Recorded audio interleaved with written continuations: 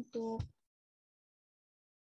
kita semua, untuk teman-teman, Ibu Pendeta, Bang Sion, juga Kamelin. Pada malam hari ini saya akan membawakan renungan singkat yang berjudul Kabar Baik bagi Setiap Orang. Sebelum saya memulai renungan saya, alangkah baiknya kita mengundang Roh Kudus ke dalam hati kita dengan cara berdoa. Mari sama-sama kita berdoa. Ya Tuhan, sekarang saya ingin membawakan renungan singkat ya Tuhan. Tolong berkati agar saya bisa membawa renungan ini dengan benar ya Tuhan. Berkati teman-teman kami agar bisa mendengarkan dengan baik dan juga bisa mendapatkan nilai penting dari cerita ini ya Tuhan. Terima kasih Tuhan, dalam nama Yesus, amin. Ayat inti kita pada malam hari ini terdapat dalam Wahyu 14 ayat 6. Kira-kira ada yang mau baca nggak ayatnya? Terdapat di dalam Wahyu 14 ayat 6.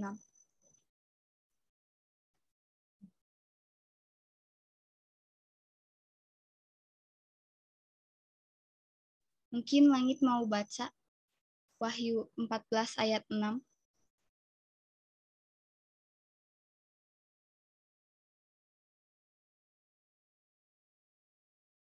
Bentar.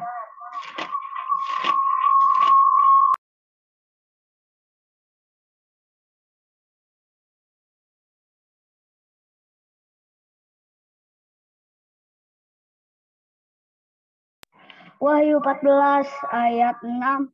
Dan aku melihat seorang malaikat lain terbang di tengah-tengah langit, dan padanya ada Injil yang kekal untuk diberitakannya kepada mereka yang diam di atas bumi dan kepada semua bangsa dan suku dan bahasa dan kaum. Amin.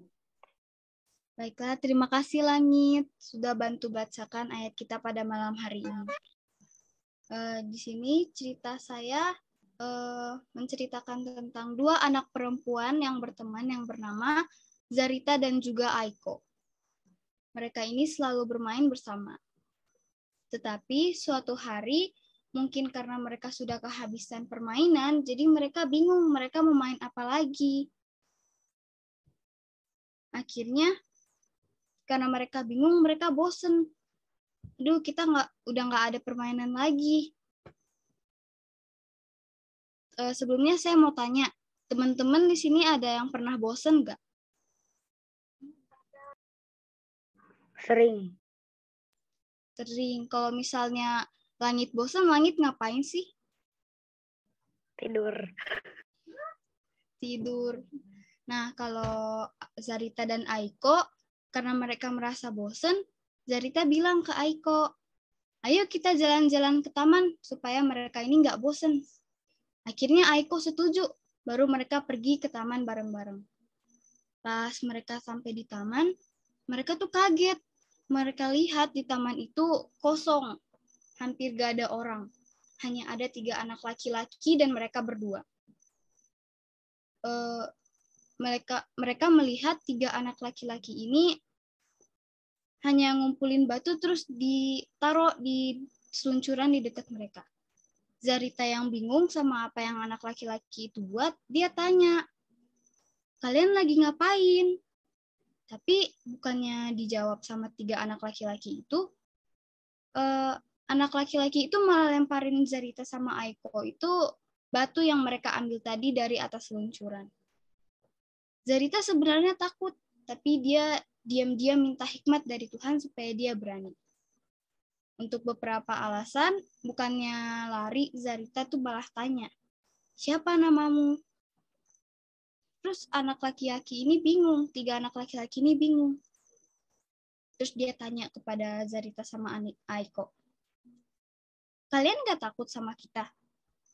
Terus habis itu Zarita jawab, sedikit, tapi saya meminta Tuhan untuk menyertai kita.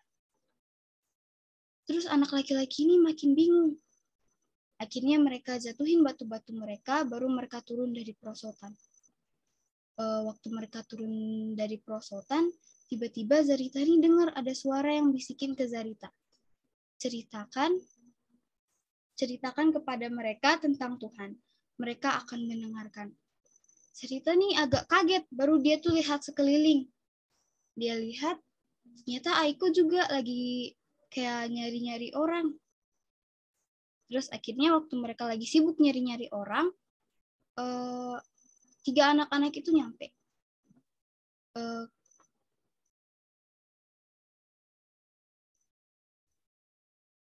Waktu anak-anak itu nyampe,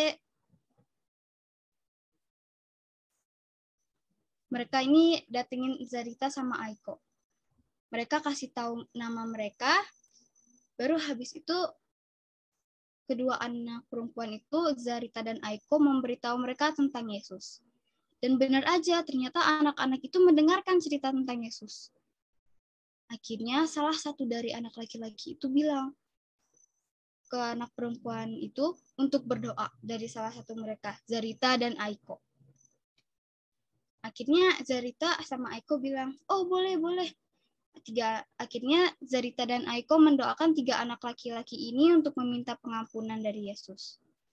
Lalu kembalinya dari rumah, Zarita ini cerita sama Aiko. Tadi waktu saya di taman, saya mendengar bisikan di kepala saya. Dia menyuruh saya untuk memberikan kepada mereka tentang cerita Yesus. Lalu Aiko nih kaget. Wah, masa sih? Aku juga loh, katanya. Dan saat itu, kedua anak perempuan itu, Zarita dan Aiko, berterima kasih kepada Tuhan atas kesempatan yang diberikan kepada mereka untuk membagikan kabar baiknya. Dari cerita saya pada malam hari ini, kita dapat melihat bahwa kita dapat mengabarkan Injil dimanapun, kapanpun, dan pada siapapun. Mengabarkan Injil itu nggak hanya dengan cara berkhotbah.